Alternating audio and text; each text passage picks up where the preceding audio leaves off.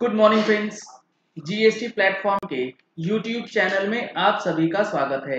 जी हाँ friends, income tax की return filing और इनकम टैक्स के अंदर जो टैक्स ऑडिट की फाइलिंग है, क्या उसकी डेट अब एक्सटेंड हो चुकी है 31 मार्च 2021 तक। काफी लोगों को ये कंफ्यूजन जो है वो क्रिएट हो रहा है, किस वजह से हो रहा है और क्या है इसकी सच्चाई, इस वीडियो में आपको समझ आ जाएगा। इनकम टैक्स की डेट एक्सटेंड हुई है या नहीं हुई है, इसको समझने से पहले आपके लिए एक जरूरी इंफॉर्मेशन ये है कि फाइनेंशियल ईयर 18-19 का जो जीएसटीआर 99C फाइलिंग होना है, उसका ऑनलाइन ट्रेनिंग सेशन 20 सितंबर 2020 यानी कल ऑर्गेनाइज किया गया है। अगर आपने अभी तक रजिस्ट्रेशन नहीं कराया है तो इस नंबर पे कॉल करके रजिस्ट्रेशन करा सकते हैं। अब यहाँ पे जो वर्डिंग्स दी गई है, इस वर्डिंग्स को लेकर के काफी बड़ी कंफ्यूजन जो है वो क्रिएट हो चुकी है। यहाँ पर आपको मैं दिखाता हूं, in this act unless the context otherwise requires specified act means income tax act 1961। यानी कि ये जो बिल है, बेसिकली जो ऑर्डिनेंस था उसके अंदर जो स्पेसिफाइड एक्ट है उसमें इनकम टैक्स एक्ट 1961 का जिक्र किया गया है। अब आगे इन्होंने बोला है relaxation of certain provisions of specified act, यानी कि जो स्पेसिफाइड एक्ट का इनकम टैक्स प्रोविजंस है वो भी इस सेक्शन की मदद से एक्सटेंड हो जा रहा है, रिलैक्स जो है हो जा रहा है। अब यहाँ पे क्या चीजें लिखी गई है वो ध्यान से पढ़ने की जरूरत है।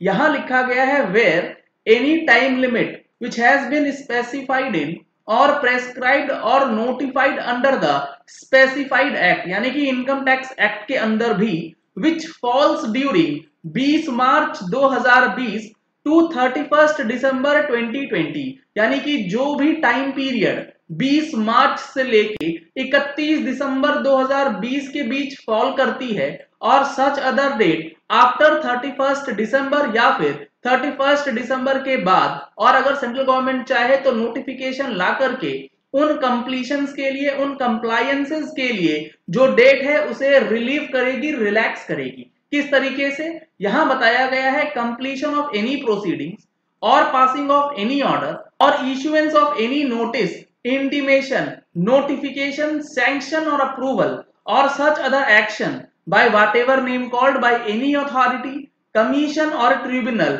by whatever name called under the provisions of specified act. Specified act includes income tax act or filing of any appeal, reply, application or furnishing of any report, document, return or statement under the provisions of specified act, यानी कि income tax act के अंदर जो report डालनी है, जैसा कि tax audit report, income tax return, इन सारे चीजों को यहां पर इंक्लूड किया गया in cases where the specified act is income tax act.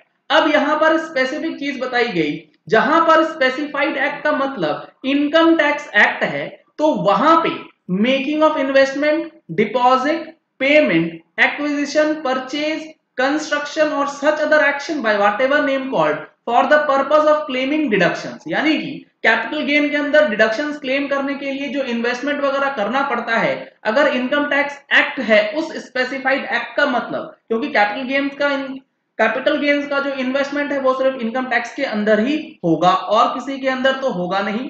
और आगे इन्होंने ये सारी चीजें बताई हैं, उसके बाद यहां लिखा है and where such completion or compliance of such action has not been made within such time, then the time limit for the completion or compliance of such action shall, notwithstanding anything in the specified act, shall extend to 31st March 2021 or any other date after 31st March 2021 as the CG may notify। यानी कि return filing, tax audit, सारे investments की date जो है वो 31 मार्च 2021 तक बढ़ा दी गई है, क्योंकि स्पेसिफाइड डेट में इनकम टैक्स एक्ट भी आता है। लेकिन यहां तक पढ़ने के बाद लोगों ने व्हाट्सएप मैसेजेस बनाना चालू कर दिया, पूरा पूरा पैराग्राफ लिख डाला है, लेकिन असली बात इसके बाद लिखी गई है जिसको किसी ने पढ़ा ही नहीं। यहां लिखा गया है provided that the central government may specify different dates for the completion or compliances of different actions। अब जो मेजर पोर्शन था वो निकल गया जनरलाइज करने में, अब स्पेसिफिक चीजें आती हैं और बताया गया कि गवर्नमेंट अब डिफरेंट डेट्स जो है वो बता सकती है। अब गवर्नमेंट ने डिफरेंट डेट्स बताया है किस चीज के लिए।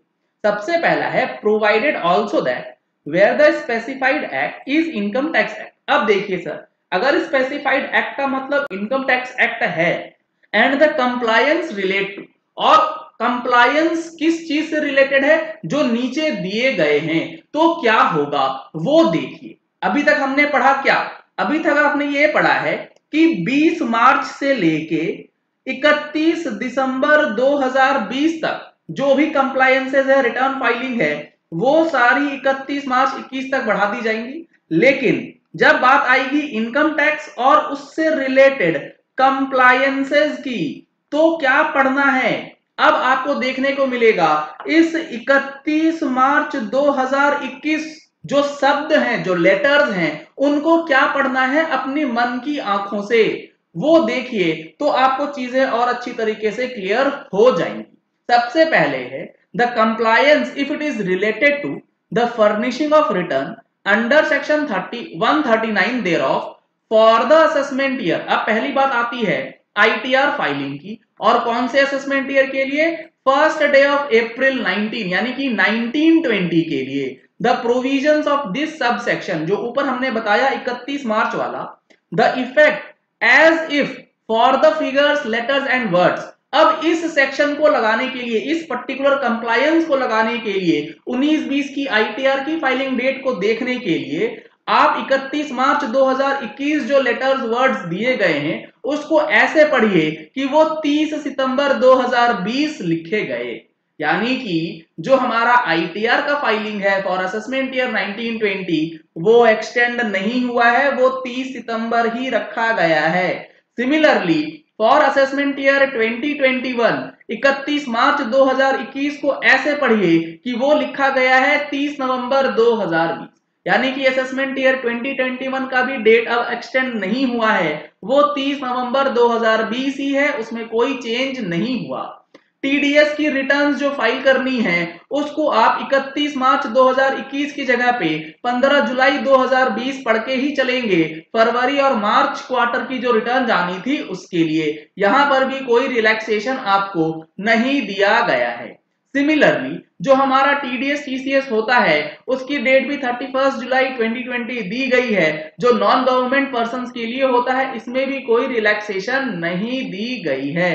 आखिरी में इन्होंने बताया है furnishing of report of audit under any of the provision, यानी कि जो टैक्स ऑडिट रिपोर्ट की फाइलिंग है और वो असेसमेंट ईयर 2021 के लिए है, तो 31 मार्च 2021 की जगह पे आप उसे 31 अक्टूबर 2020 रख करके पढ़ेंगे, यानी कि उसकी डेट अभी भी 31 अक्टूबर 2020 ही है, उसको एक्सटेंड नहीं किया गया है। इसके अलावा जो भी चीजें हैं उसकी डेट को एक्सटेंड कर दिया गया है। तो ये काफी बड़ा कंफ्यूजन जो है वो लोगों में निकल के आ रहा था कि इनकम टैक्स की रिटर्न जो है वो एक्सटेंड हो चुकी है, जबकि ऐसा नहीं हुआ है। चलिए इस वीडियो को यही एंड करते हैं। आशा करते हैं कि आपको ये वीडियो पसंद आया होगा। अगर आपको ये वीडियो पसंद आया तो इस वीडियो को लाइक और शेयर करना मत भूलिएगा, ताकि मैक्सिमम लोगों तक ये इन्फॉर्मेशन पहुंच जाए कि इनकम टैक्स की रिटर्न फाइलिंग डेट जो है वो एक्सटेंड हुई है या नहीं हुई है। अगर आपने हमारे चैनल पे फर्स्ट टाइम ट्यून इन किया है तो चैनल को सब्सक्राइब करने के लिए नीचे दिया गया रेड कलर का सब्सक्राइब बटन प्रेस कर लीजिएगा, साथ में जो बेल आइकन है उसे भी प्रेस कर लीजिएगा, ताकि वीडियोस की नोटिफिकेशन आप तक रेगुलरली पहुंचती रहे।